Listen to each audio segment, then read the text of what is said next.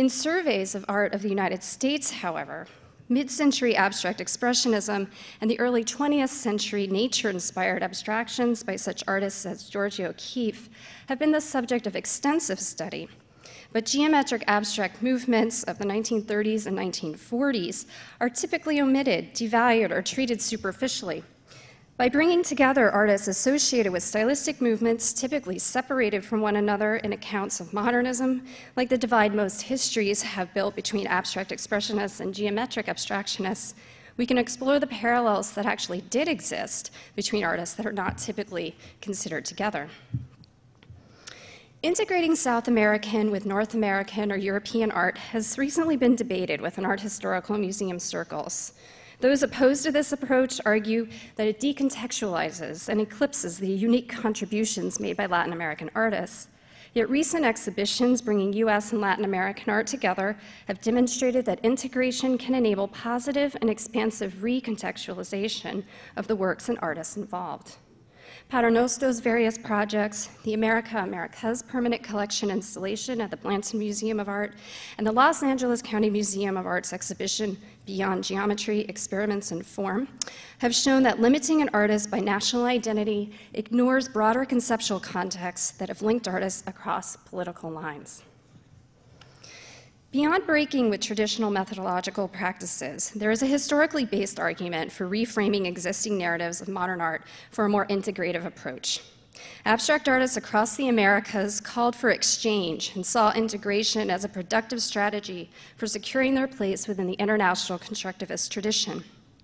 One of the strongest and earliest proponents of this belief was Joaquim Torres Garcia, who brought a trans-American perspective to his conviction that a new form of abstraction could originate in the New World, a concept he visualized through his inverted map of South America. He envisioned this program as a means of bringing together all of the Americas, proposing that abstract art offered a means of unifying the art of all the peoples of our hemisphere. Torres Garcia's contemporaries shared with him a desire for international exchange. In 1939, George L.K. Morris, a founding member of the New York-based American Abstract Artists Group, expressed his hope that someday the field can be broadened so as to transcend nationalistic barriers. He added, if sufficient space were secured, it would be quite possible to assemble an international demonstration of abstract art, with American works arranged at least in juxtaposition to those of other countries. That same year, in 1939, in Sao Paulo, Brazil, the artist and architect Flávio de Carvalho organized the Third May Salon, an international display of contemporary art that featured a range of geometric abstract art from Brazil, the United States, France, and Italy. I'm showing you here just a few examples of works that were reproduced in the catalog. Among the artists included were US artists Josef Albers, Alexander Calder, Werner Dreves, Karl Holti, and John Exteron, Brazilian Jacob Rucci, European Jean Elion, Eileen Holding, and Alberto Magnelli. The accompanying catalog, which was published in Portuguese and English, articulated a vision for the salon that was infused with both idealism and internationalism. By acquiring an international character, the salon hopes that a higher intellectual interchange may advantageously replace the lower sentiments of man. Sharing the ambitions of Morris and Carvalho, artists through the 1940s and 50s pursued international exchange by way of publications and exhibitions. In the 1950s, the MADI hosted exhibitions in Buenos Aires that brought together geometric abstract work from various Latin American countries and the United States.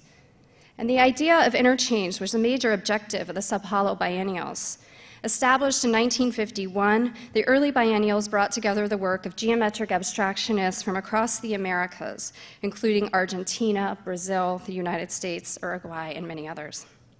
In 1952, a major international exhibition was held in Caracas. The first international exhibition of abstract art was held at the Galeria Cuatro Muros, the Four Walls Gallery, which brought together contemporary abstract artists from the US, Venezuela, and Uruguay, and many other countries from around the world. This was a really interesting show, actually, that also brought together Otero and Kelly, among others. As we can see from these examples, South and North American abstract artists were aware and receptive of each other's work. They strategically pursued exchange as a means to promote their work and to secure, they hoped, their place within national and international art communities. Their desire for integration and exchange, and their achievement of this desire, reminds us that much insight can be gained by turning to the artist's own intentions for their work. So today, we will be engaging the concept of dialogue by furthering the discussion and exploration of specific artists' work that are featured in Constructive Spirit. The organization of today's symposium reflects the core objectives of the exhibition: to bring attention to an exceptional group of artists, to promote and support new scholarship, and to offer a forum that allows the works and the ideas of these artists to be placed in an art historical dialogue for what is likely to be the first time. Our distinguished group of scholars will be presenting a range of talks that will focus on 7 South American and US artists featured in the show.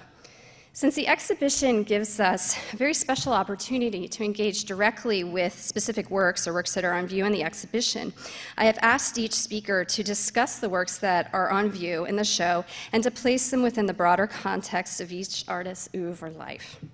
The talks today will introduce us to some lesser-known artists or will bring new perspectives to those more familiar.